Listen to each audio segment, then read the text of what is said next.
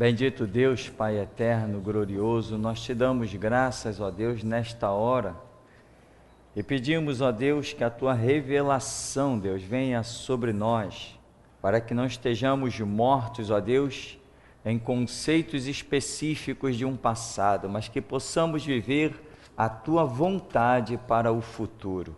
Assim dá-nos graça nesta hora, Senhor, abençoa-nos, pois sem ti nós nada podemos fazer. Sequer, ó Deus, ainda que com desejo não poderíamos morrer por ti, se o Senhor não nos capacitar para isso, pois o Senhor é dominador sobre todos os reinos das gentes, e na tua mão há força e há poder. Capacita-nos, instrui-nos, inspira-nos, ó Deus, corrige-nos, direciona-nos, pois nós reconhecemos que sem ti nada podemos fazer.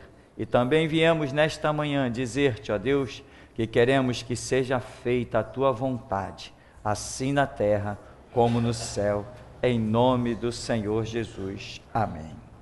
Amém, irmãos? Podeis sentar. Nós queremos nesta oportunidade, mais uma vez, caminhar na palavra do Senhor.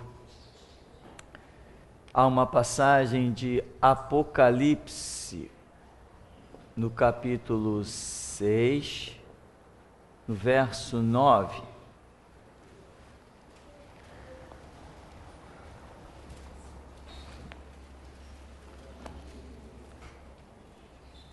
E nós queremos ver um contexto que a Escritura nos traz.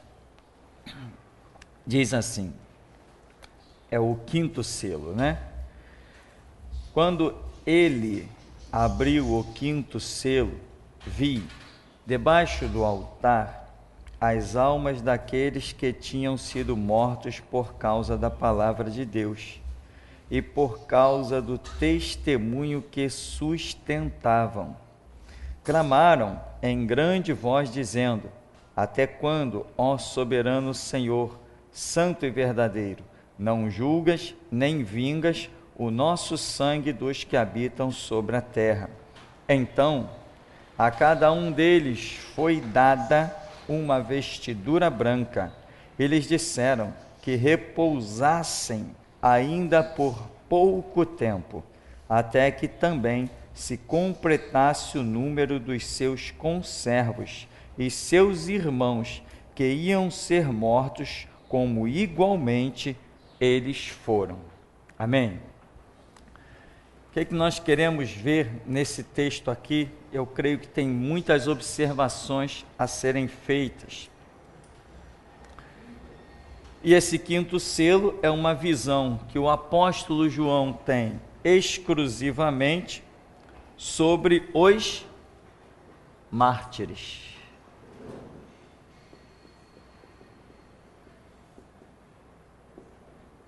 Há um detalhe que nós detectamos na vida desses mártires. Eles já estão na glória, não já estão? Já estão salvos. Já estão desfrutando de tudo. Mas eles ainda têm um entendimento de alguma coisa aqui de baixo. Eles têm um conhecimento de coisas que estão se processando aqui embaixo. Eles têm entendimento de ações de Deus que não foram feitas ainda. Até quando, Senhor Deus, não julgas o nosso sangue dos que habitam sobre a terra? Eles ainda se sentem injustiçados, mas já são salvos. Já estão desfrutando do que olhos não viram, nem ouvidos ouviram, estão debaixo do altar. Tem uma intimidade que eu considero muito tremenda, porque eles usam uma expressão direta para Deus. Até quando, Senhor Deus, não julgas o nosso sangue? Eles cobram de Deus. Eles têm intimidade suficiente. E essa intimidade, ela está relacionada a entendimento, compreensão. Eles têm intimidade, entendimento, compreensão suficiente para cobrar de Deus. Até quando tu não julgas o nosso sangue dos que habitam sobre a terra? Eles ainda estão se achando o quê? injustiçados. A justiça para eles ainda não foi completa. O que é justiça? Irmão, justiça é algo que vai ser cobrado. A Bíblia diz: bem-aventurado que tem fome e sede de justiça, porque serão fartos. Esses mártires debaixo do altar, salvos, eles não estão fartos ainda. Falta para eles alguma coisa. Se a história para eles se encerrasse ali, não ficamos satisfeitos.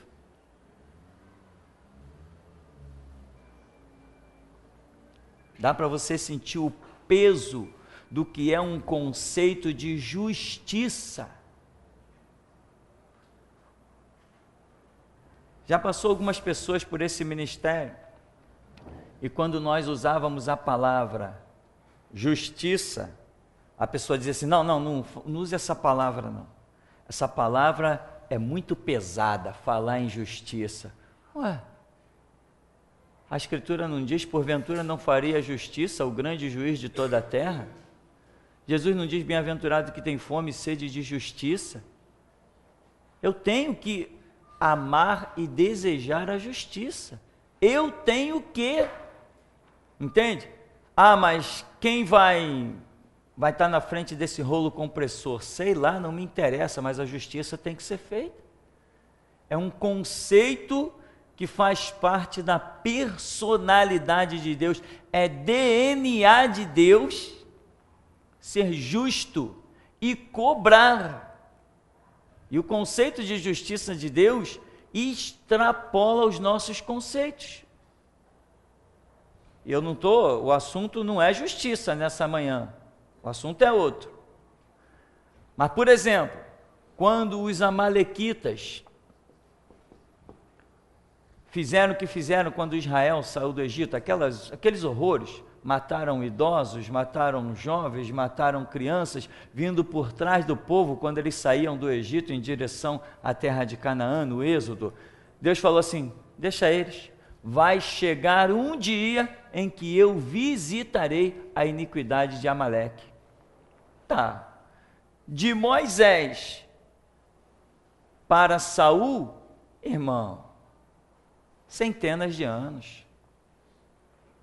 Pois chega um dia que Deus diz assim: Saul, foi para isso que eu te levantei, vai agora e executa a minha justiça contra Amaleque. Mas o que tinha a ver aquela geração, aos nossos olhos, sem estudo devido, o que tinha a ver a geração atual com a geração de 300 anos atrás de Amaleque? Isso que muitos de nós não entendem, questiona e fala besteira.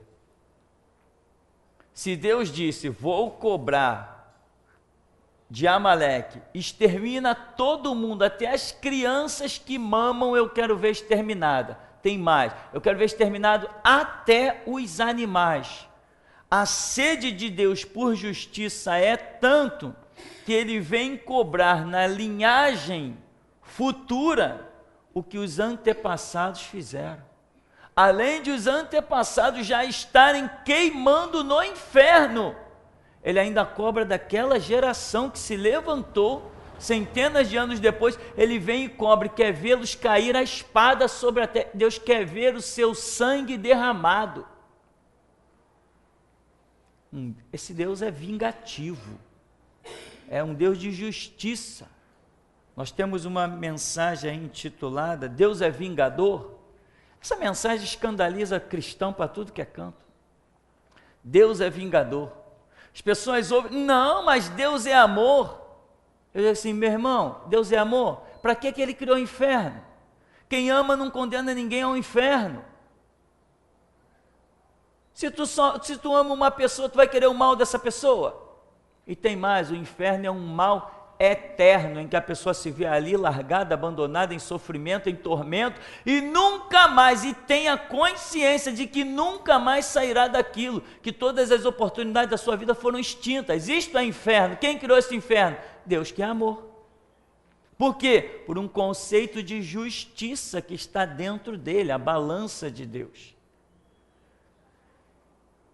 Então, esses mártires, debaixo do altar, em Apocalipse, para você que chegou um pouquinho mais tarde, que isso não se repita, Apocalipse 6, verso 9, está dizendo: quando abriu o quinto selo, vi debaixo do altar as almas daqueles que tinham sido mortos por causa da palavra de Deus e do testemunho que sustentavam.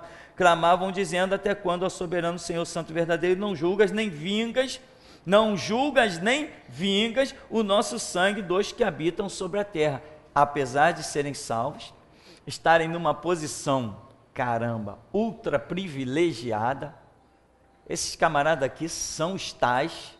Apesar disso, eles ainda estão insatisfeitos. Eles não estão dizendo: glória a Deus, somos salvos, valeu a pena sofrer pelo Evangelho, olha a glória que desfrutamos, aqui está sobre nós o altar do Todo-Poderoso.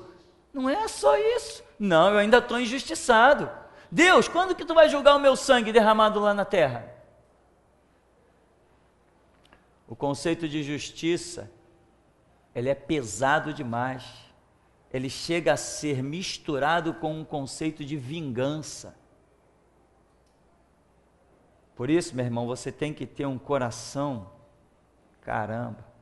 branqueado com homo total. Depois eles me pagam a propaganda.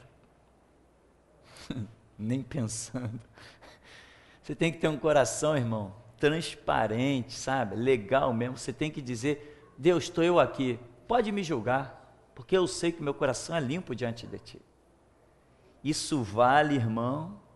Agora, você tem que ter consciência. Uma vez houve uma palavra dentro desse ministério, que durante a pregação, nós recebemos uma palavra e falamos o seguinte: muitas pessoas estão pedindo justiça, mas mal sabem elas que se Deus começar a julgar, ela será a primeira da lista. Não sei quantos lembram essa palavra, de vez em quando alguns vêm e comentam comigo sobre isso. E muita gente daquela época que pediu justiça, Deus pegou pelo braço, botou lá na rua, expulsou e disse: esses e esses e esses nunca mais pisam dentro dos meus atos. E como nós costumamos às vezes ser coração mole, né? Eu sei que por aí muita gente me chama de carrasco, até de anticristo já me chamaram. Imagine, olha o conhecimento desse irmãozinho que me chamou de anticristo. Ele deve ser pleno do conhecimento, deve ter feito uns 10 cursos de teologia, me chamou de anticristo. Às vezes nós temos o coração meio mole. Deus revelou o seguinte aqui nesse ministério: essas pessoas, essa, tem uma lista aí de uns 15 para 20, todos esses que eu expulsei, se você os deixar permanecer dentro dos meus atos, olha o que vai acontecer com o teu ministério. Aí Deus mostrou o que ia acontecer com o meu ministério se eu deixasse essas pessoas permanecer aqui dentro. Por isso eu já falei, nem que seja no braço, mas eu ponho elas para fora. Nem que seja no braço, na força de homem, mas eu ponho elas no meio da rua e digo: aqui você não entra. Porque eu não quero pagar o preço do que Deus mostrou que se transformaria o meu ministério. Eu não vou pagar esse preço de jeito nenhum por alguém que foi rebelde, saiu com a língua comprida por aí. É problema dele, ele que colha do que ele plantou. Eu vou colher do que eu tenho plantado. Porque a Bíblia diz: Deus não se zomba de Deus, Deus não se deixa escarnecer. Tudo que o homem semear, isto também ceifará. Não tem jeito, meu irmão. Você semeia e pode esperar, você vai colher. Se semeou o bem, vai colher o bem. Semeou o mal, vai colher o mal. Semeou covardia, vai colher covardia. O que você semear, é isso que você vai ceifar.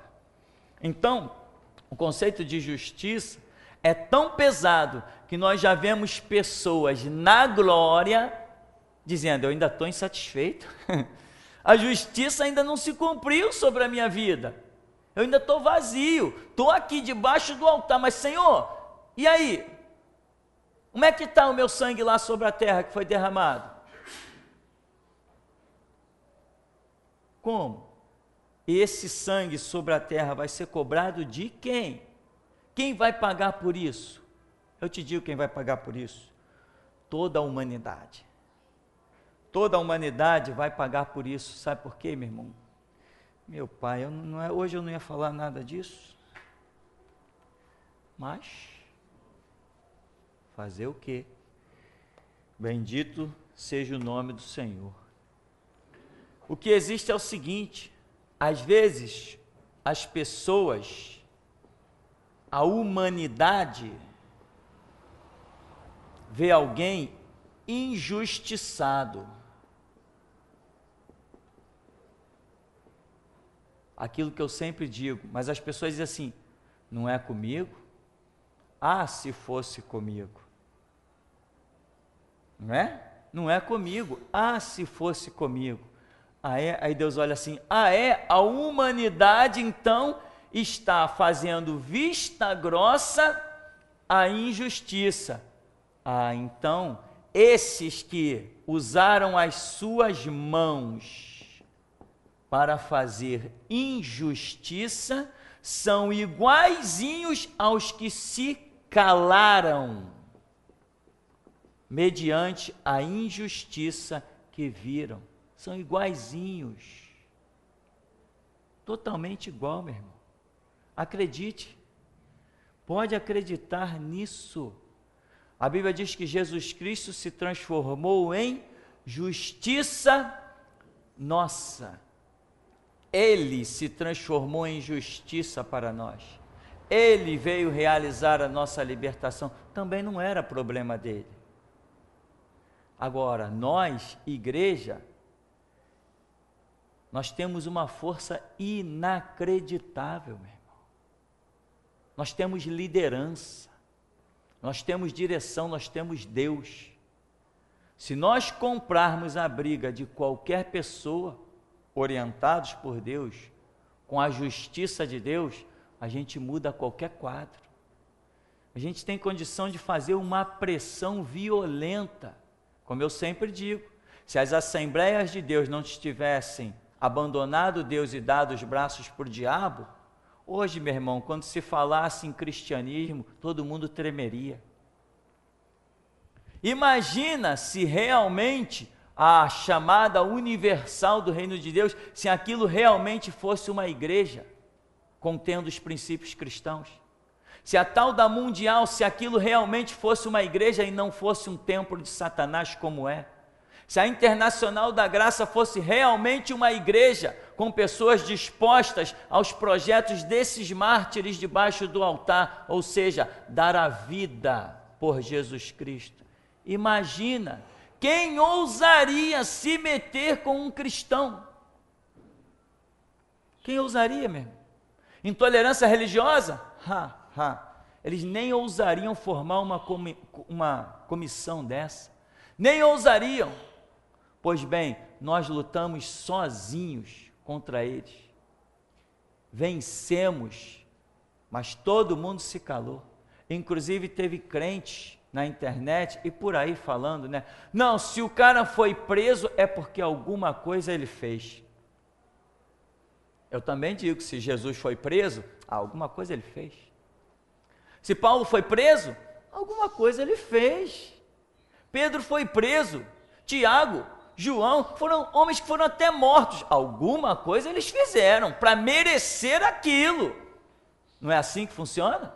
No pensamento de um monte de ignorantes que insiste em carregar uma Bíblia e se dizer cristão, até ouvir as nossas mensagens. Não são cristãos e carregam a Bíblia para a própria condenação. A Bíblia foi feita para aqueles que estão dispostos a dar a vida por Jesus Cristo. Esses veem na Bíblia a glória. Os que não estão dispostos a dar a vida por Jesus Cristo, veem na Bíblia a sua própria condenação. Então, eles estão insatisfeitos, eles clamam por justiça. E o interessante é que a resposta diz: então, a cada um deles foi dada uma vestidura branca.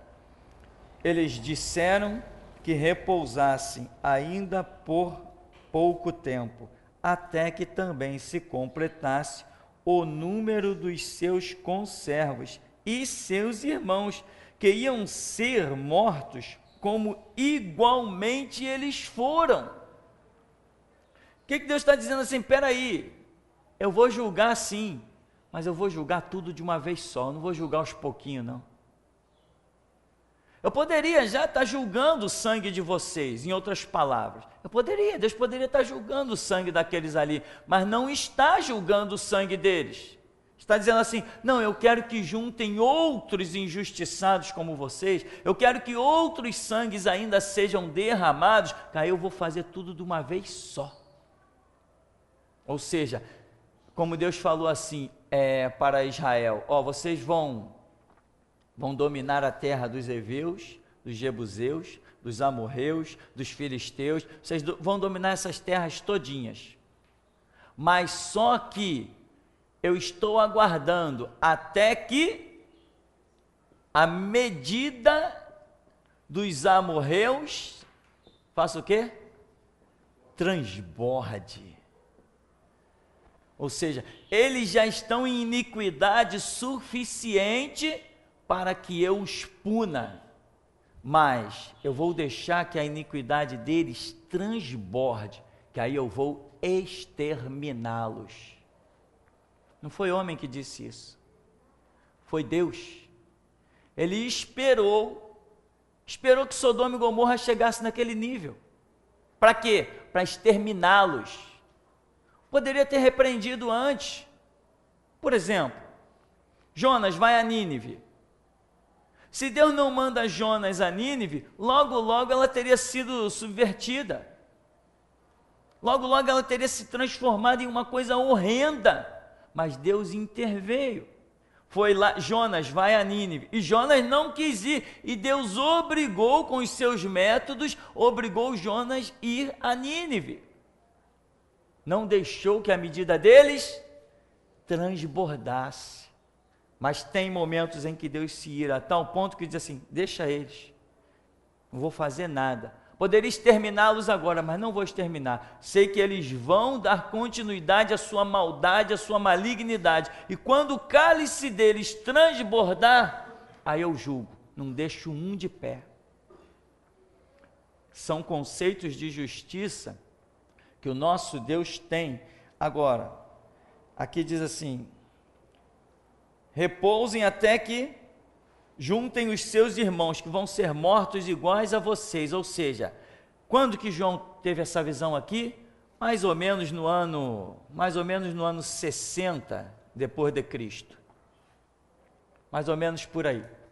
Apocalipse foi escrito lá por volta de 85, 60, 90, por aí, vamos jogar assim, mais ou menos depois de Cristo, 60 anos. O objetivo, quando João vê isso lá, ele está vendo isso, já existiam mártires.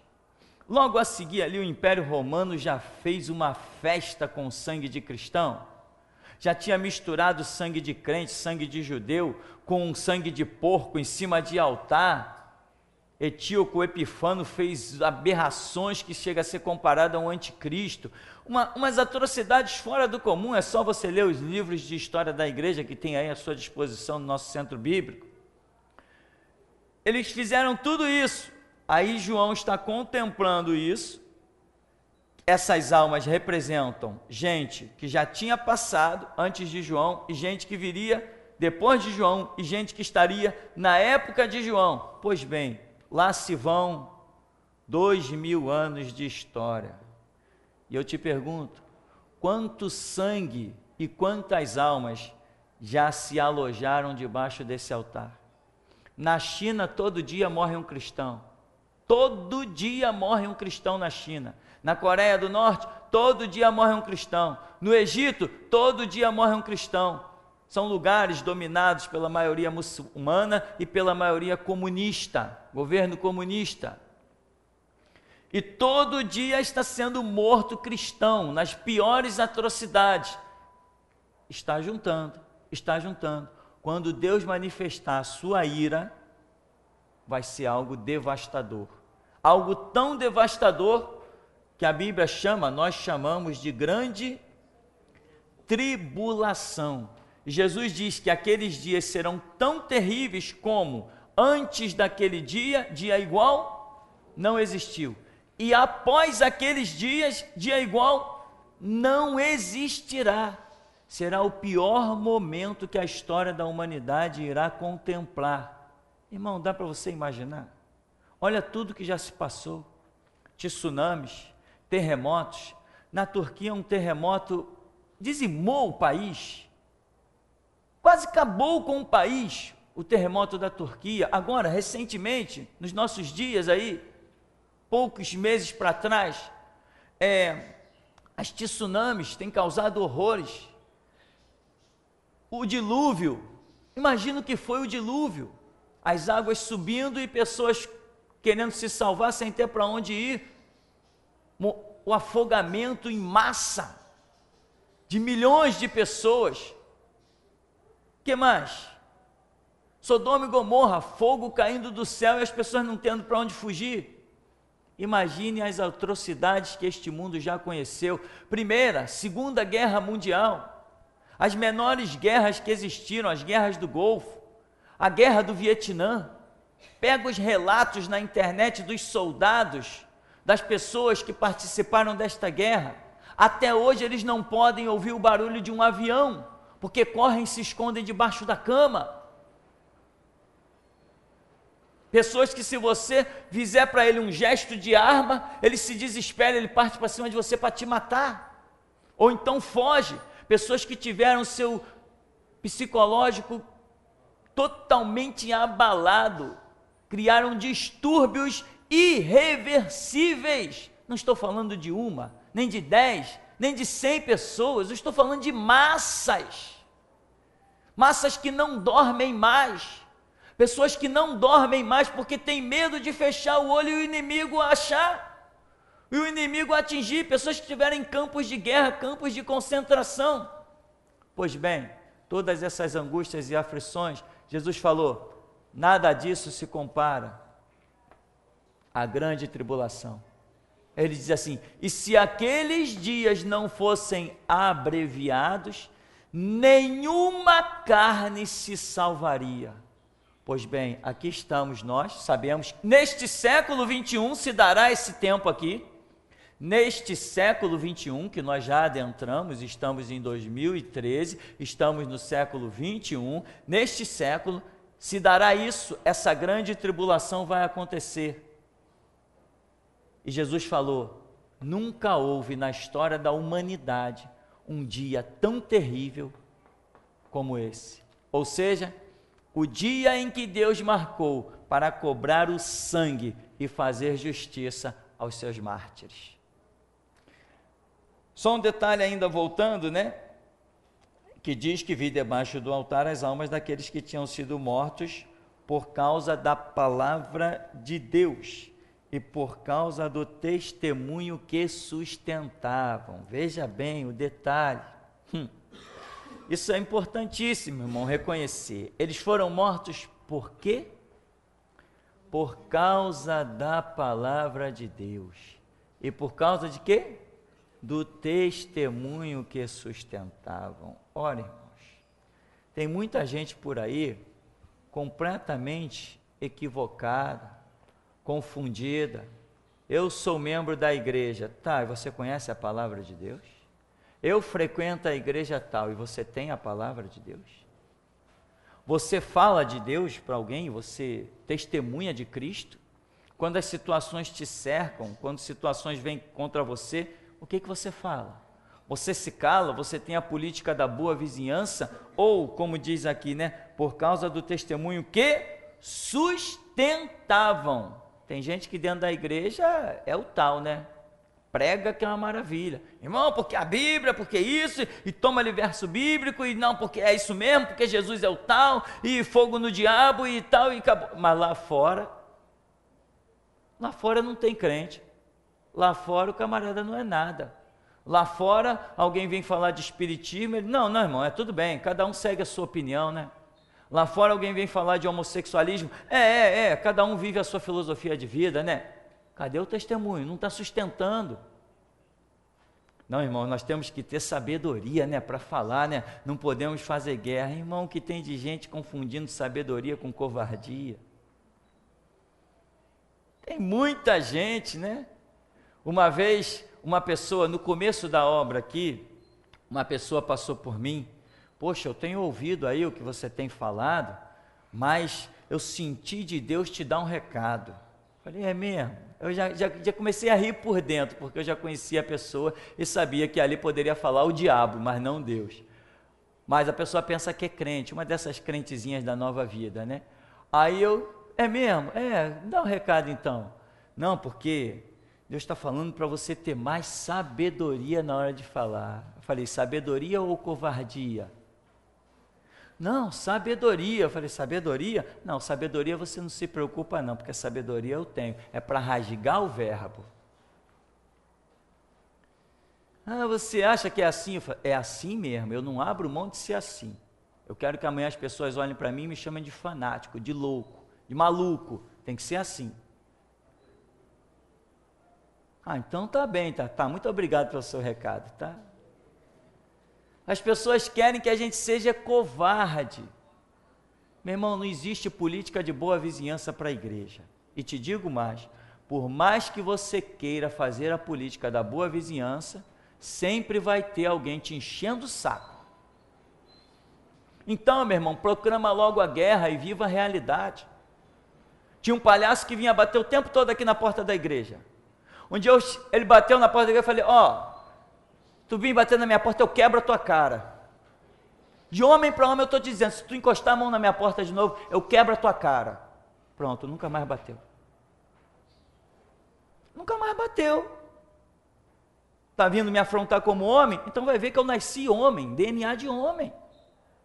Falei, eu quebro a tua cara. Não encosta mais a mão na minha porta, não. Acabou, nunca mais. Não me interessa o tamanho dele. Golias era maior que ele. Então, meu irmão, não adianta você ficar fazendo politicazinha de boa vizinhança. Isso não vai dar certo. Você tem que fazer como diz aqui, por causa do testemunho que sustentavam, né? Por causa da palavra de Deus. Hoje as pessoas estão por aí, a campanha da prosperidade, a corrente da conquista. O que tem isso a ver com a palavra de Deus? Elas estão nem aí para a palavra de Deus. Elas não estão nem aí para o testemunho do Evangelho. Eu vejo aí nessa televisão desse templo de Satanás chamado Universal, eu vejo lá os testemunhos, aqueles testemunhos não passam de uma aberração, é mentira em cima de mentira, que eu conheci pessoalmente tanta gente que mentiu lá no canal de televisão deles, pessoas que disseram que ser curada de AIDS, que baixaram a sepultura por AIDS, pessoas que diziam ser empresários, que pediam esmola nas esquinas. Eu conheci, e tem até ainda, tem até na Rua Sara, tem uma senhora, uma jovem senhora carregando as suas mochilas, que apareceu lá na televisão da Universal. Mendigo sai da rua, mentira, tá lá, eu levo quem quiser para ver a mulher lá na Universal, lá na Rua Sara, tá aí, no bairro de Santo Cristo. Pegava os mendigos, fazia um cabelo, botava uma roupa nova, dava um banho e dizia, aqui a Universal tira. Mentira, usando a imagem daquela gente para marketing de Satanás. Conversa fiada, saiu nada. Aqui foi catar latinha e virou empresário. Mentira, continua catando latinha até hoje. Então essa gente aí, eles não têm nada a ver com o testemunho da palavra de Deus. Muita gente, estou na busca do Espírito Santo, para quê? Não, para Deus abençoar, para eu virar um empresário. A busca do Espírito Santo, que Jesus fala, recebereis a virtude do Espírito Santo para ser o quê? Testemunha da palavra de Deus, está lá em Atos o quê? Atos 1:8, então, recebereis a virtude do Espírito Santo para ser testemunha. É isso que Deus quer das nossas vidas, que nós possamos testemunhar. É isso que Jesus precisa, de testemunhas. Jesus não está precisando de ninguém rico, porque o ouro e a prata a Ele pertence. Ele dá na mão de quem Ele quiser. Olha a obra que construímos. 4 andares. Estou até ansioso para puxar o gasto das notas fiscais. Que eu tenho certeza que vai ser uma soma absurda. Já juntei 2 envelopes de nota fiscal. Eu pergunto, de onde vem tanto dinheiro? Vem de Deus. Porque, e te digo mais, tem cada milagre para contar, porque só, irmão, só nós, não geraria dinheiro para isso. Não tem a mínima chance. Mas depois eu vou contar, no final dessa história, eu vou contar um milagre para os irmãos. Como Deus age nas coisas. O que nós precisamos é obedecer e testemunhar. Esta obra não foi feita simplesmente na força do dinheiro. Esta aqui, eu posso dizer, foi feito no poder de Deus. Então, o projeto é almas daqueles que tinham sido mortos por causa da palavra de Deus e por causa do testemunho que sustentava. Então, eu quero até abrir um espacinho para você, se você quer fazer uma perguntinha aí nesse momento em que nós tratamos nesse capítulo. Nessa primeira parte nós falamos mais de justiça, e eu fiquei muito maravilhado. Esse não era bem o nosso assunto, mas agora é. Se alguém tiver alguma pergunta sobre isso, ninguém aqui? Também não aí? Bom, então nós vamos fazer o seguinte, no nosso próximo bloco, nós vamos continuar caminhando, já com outro contexto, e vamos seguir falando sobre os mártires em si. Mas este primeiro episódio, eu posso dizer que até aqui nos tem ajudado o Senhor. Amém, irmãos? Vamos dar uma paradinha então, já já a gente volta.